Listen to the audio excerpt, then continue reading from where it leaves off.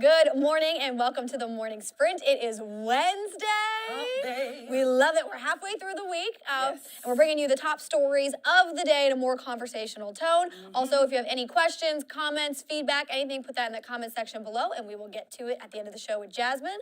But we're going to kick it off here with the top story we've been following since yesterday. It's the national story. 2 of the 4 Americans that were kidnapped in Mexico are now back in the U.S. 2 ambulances crossing Veterans Bridge at the U.S.-Mexico border, Texas, carried the 2 victims who survived the kidnapping. Mexican government leaders confirmed the other 2 victims did not survive the attack. The wife of one of the surviving victims says the 4 were childhood friends. I am very happy that he's alive, but I'm also heartbroken for the other family who can't say the same. When you found out that your brother had made it, what went through your head first? Like the first thing was that I was relieved, but I just had faith that he's a tough guy, like you said, and that he would pull through and that he would want to live. I know you can't always control that, but at least I knew that the desire to live would be there.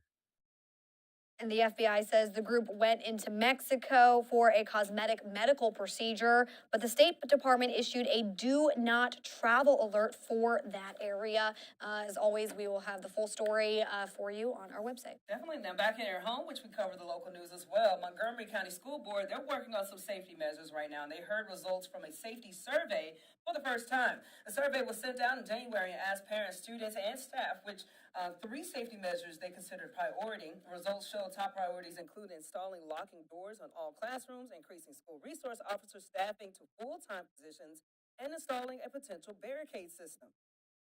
What I want to do is try to provide an environment where we've done everything possible to reduce the risks for our staff and students to as close to 0 as we possibly can. Several responses also suggested installing metal detectors at main entry points. The district is recommending the school board look into costs and how to pay to implement the suggestions in the survey. Of course, you can learn more about what else was discussed by visiting the story on our website at WSLS.com. And now moving to a story here out of the Star City.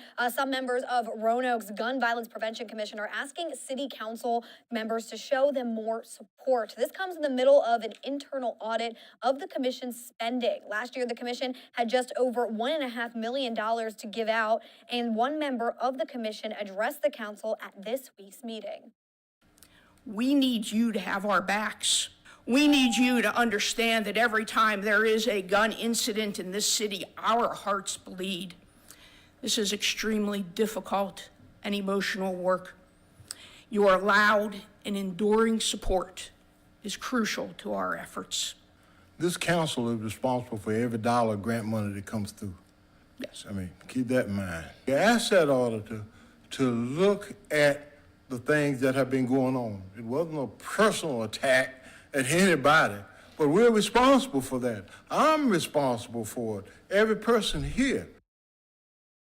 That was Mayor Sherman Lee. And in her comments to council members, Rabbi Kathy Cohen said she doesn't disagree with the need for an audit. But Cohen said if a council member had attended a commission meeting and explained why an audit was being started, the commission would have felt more supported.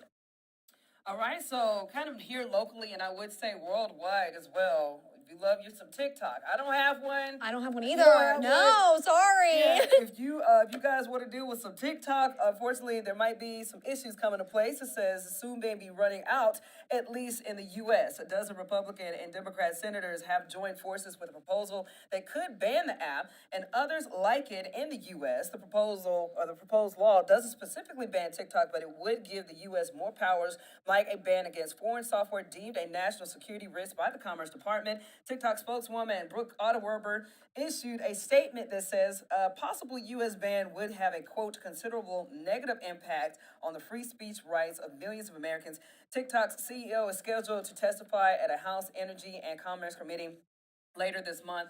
Now, yeah, I don't have a TikTok because I've actually had a couple friends who personally have said to them, I was like, oh my God, I can't say I have a TikTok, I'm super addicted, you know? Yeah. And I know TikTok has its educational purposes, but we've seen some TikToks where it's just Yeah. like, oh, like, what are y'all doing? I mean, Chill out. it has its good and it has its bad. Like we Yes. said, we personally don't have one, but let us know if you guys have one and what you think of this ban. Do you Right. support it, or do you say, no, it's social media and I'm having fun, I'm learning Right. things, I want to keep it? So let Do us you know think your it's a thoughts. security measure type Yeah. deal? You just let us know in the comments section. All right, and then this week we are celebrating Women's in Construction Week. It's here in the Commonwealth, and it is a chance to highlight opportunities for work for women in that industry. So Daphne Swavely, who you're seeing there on your screen, is a junior at Liberty University who also participates in CTE courses by the Virginia Technical Institute. So she wants to help other girls realize there is a place for everyone to work and grow in construction. So Daphne is taking carpentry courses at VTI along with majoring in linguistics and project management at Liberty University. She is very talented. She is just, there's so many things this girl can do. She said she was nervous when she first started her classes though in construction, but her instructors and fellow classmates quickly made her feel welcomed. Well, right now she's working to build a one-room shed that has a full floor system. The trades are in need of people and are in need of women, and we balance each other out in that. And Daphne is getting ready to compete in the Skills USA State Competition for Carpentry in April at Virginia Beach. Her team gets a blueprint and instructions on what to build, and then they have a certain amount of time to put all of this together in hopes of bringing back that state championship. We do have her full story available for you online, but we wish them all the best of luck in that competition. She's so impressive in the fact that she had no background in construction and just said, I'm gonna go out on a whim, I'm gonna try this because it lines up with my career goals. Right. And she's just thriving. And you know, I think it was interesting because when you were picking this story, we were trying to figure out, okay, what can we do that shows that personal, touch Yeah. of that story? And you found her, and it was just like, so how did you feel when you actually engaged with her? No. It looks intimidating, Yeah. but she actually makes it seem like it's just And chill. she was so kind, so welcoming, like explained everything to me. And she was just like saying how she was nervous at first. Yeah. She walked in the classroom the first day with those like walls up of like, I need to be tough and show I can be here. She said those walls came down so quickly because everyone was so welcoming. All the guys in the class were happy to have her, so there was no issues. So she loves it. It's super inspiring. Of course, you can find that online, right? Yep. Mm-hmm. WSLS.com. All right, now, we all woke up this morning, and I don't know about you, but I turned my heat up. Oh yeah, I have my heated seat on my car, but I was like, what happened? Ooh, I was like, where did this come from? Because yesterday it was really beautiful. So, anyways, meteorologist Chris Michaels joins us right now with a look at our forecast so you'll know how to plan the rest of your day. Happy Hump Day, guys. Meteorologist Chris Michaels here with a look at our Hump Day headlines. We'll start out with frost potential tomorrow morning, and that's just the beginning of a cold weather pattern that sets up. Kind of a chilly rain Friday and Sunday. Some of the higher elevations could see a brief wintry mix, but it doesn't look like a big deal at this time.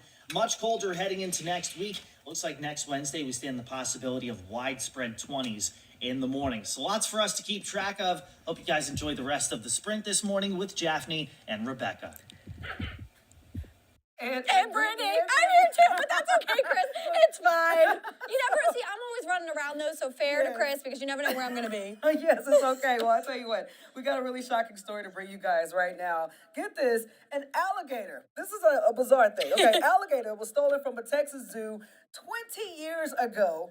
Finally has been returned. This is insane. I mean, take a look at this alligator right there. The alligator was stolen by a former volunteer at the zoo. Yeah, I don't want to run into him. But when it was just an egg, it was stolen. So Texas Park and Wildlife said the gator had been living illegally in someone's backyard in Central Texas and grew up nearly 8 feet long. Look at him. Yeah, he's eating really well. Okay, That's so a the dinosaur. alligator was transferred to the Animal World at Snake Farm Zoo, where it will live out the rest of its life. The woman who stole the gator is expected to face some charges. So let's bring in Rebecca on this. Rebecca, you guys picked the story. You already know how much we trip about stuff like this. An alligator in a backyard. What in the world? Well, so she stole it from that zoo when it was an egg. Yeah. Like she stole How an did egg. they even know, though? You know? I don't know. I mean, that's a good question. like, how did they know it was going to become an alligator? No, how did they know that she stole the egg? Like, if she's had this alligator for so long, how Right. did they just now figure out? 20 But years maybe I guess later. when it got loose, then she was like, "That's my alligator." Like, does it have like They a put- tattoo on his belly or something? Like, you can't do that stuff in the egg.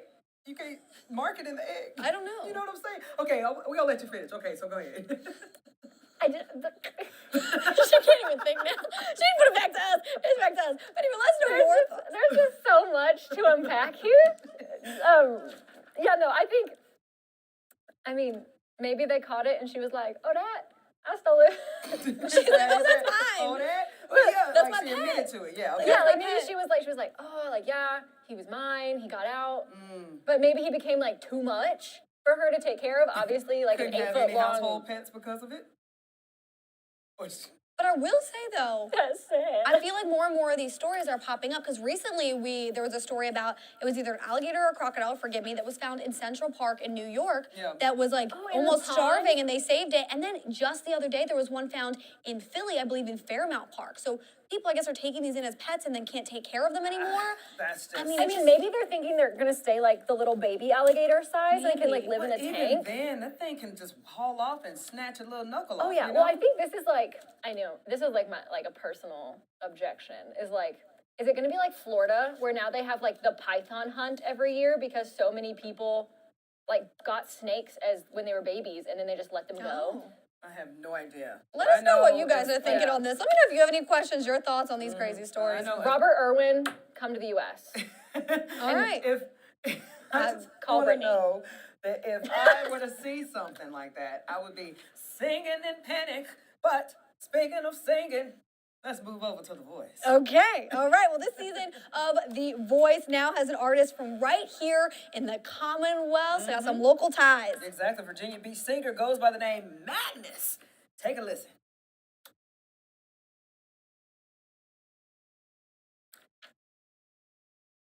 Well, I would like lip sync over him, but I don't want y'all to understand his nose is not as jacked up as mine. Either way, he has a very beautiful voice. You guys can go back and look at it somehow or another. But Magnus got one of the show's new judges of the season, Chance the Rapper, to turn his chair with a performance of the Hall & Oates classic Sarah Smile. In one chair, it's all you need. So Magnus secured his spot in the show's battle rounds. Again, unfortunately, we don't have the audio right now, but if you guys want to hear it, you can look it up online. But he is incredible. His voice is so beautiful. It was very. We went from deep to real high. That range that we were talking about earlier today. Yeah. So, man, shout out to him. A lot of talent here locally. I'm Yeah. super duper happy about that. So, with that, let's bring in Jazzy Jazz. We got to get our comments in. Jazz, what's going on, girl? Can you hear me? Yeah, I can hear you. Yes. What do you think about first of all, the alligator situation? That was a mess. I have so many questions. I feel like Rebecca, just kind of wondering, like, why did they randomly start thinking about the alligator 20 years later? Why did it take them so long to notice that it was missing?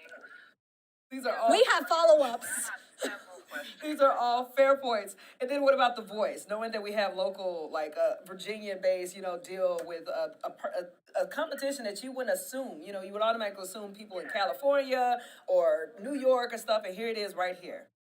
Yeah, I think it's a beautiful thing. I think it really showcases the talent that exists in our area, Tell us, do we have any viewers today? Yes, we have Alessandro. He says, good morning and happy Hump Day. What's Happy up? Hump Day. Happy Hump Day to you. Anything else? That's it for today. Hey, that is okay, All Jazz. right. And again, you guys know that if you watch us live, you can always converse with us back and forth. We're looking forward to that. Jazz, thank you so much, girlie. Yeah, of course. Goodbye. Bye. So, good Okay, news- hold on. To be Okay. fair to Chris Michaels, Yes. I called him out yesterday because you he did. always says with Jaffney, and I'm like, I'm here too. Gosh dang it! You did call him out. So God, that's can't the catch a only reason break. he mentioned me is because It's okay. he pities me. He gotta work with us every day. He gets a lot of it. It's fine. Well, we want to do something kind of unique on each Wednesday. We're going to try to keep this going. Hopefully, it gains traction and we can see more of your little ones out there. But first, I want to try to leave you with a smile on your face with something we're calling this new thing. Go ahead and play it. And now, Hump Day Ha-Has with the Morning Sprint. What did the sushi say to the bee? Wasabi! Now, that's the cutest little thing right there. love Okay, her. so shout out to our managing editor, director. What is like? She has like so many Assignment titles. manager. She does everything, She does Brittany. everything in here. But that was her little one. Comes up with these really funny little jokes. So, and because she has these jokes, we want to showcase them. Yeah. And if you guys have any jokes, if your little ones are comedians such as that, start sending them our way. Send them to our. What's it? A good place for them to send it? Like WSLS News, right? Yeah. News at WSLS.com. That's the Okay. email. You could send it right there. But yeah, that was Harper. And so if any of your little ones will have any jokes they want to share with us on Wednesdays, we'd love to showcase them. Also, make sure to tell your friends. We're starting this. We're in the new studio here for the Sprint. We're live every morning at 9 a.m. bringing the top stories. And like we said, just a more Yeah, and if conversational way. Jazz can actually drop that email in the comments so that, you know, Okay, if you guys perfect. have any, you know, things you want us to talk about, or if you have any funny jokes or things like that, or any pictures, go ahead and send them to that email that Jasmine's going to comment in the link below. Hump Day Ha-Has. You like that one? I like that one. I know. Harper is so cute. We love Harper. Thank you guys so much for joining us on this Hump Day edition of the Morning Sprint.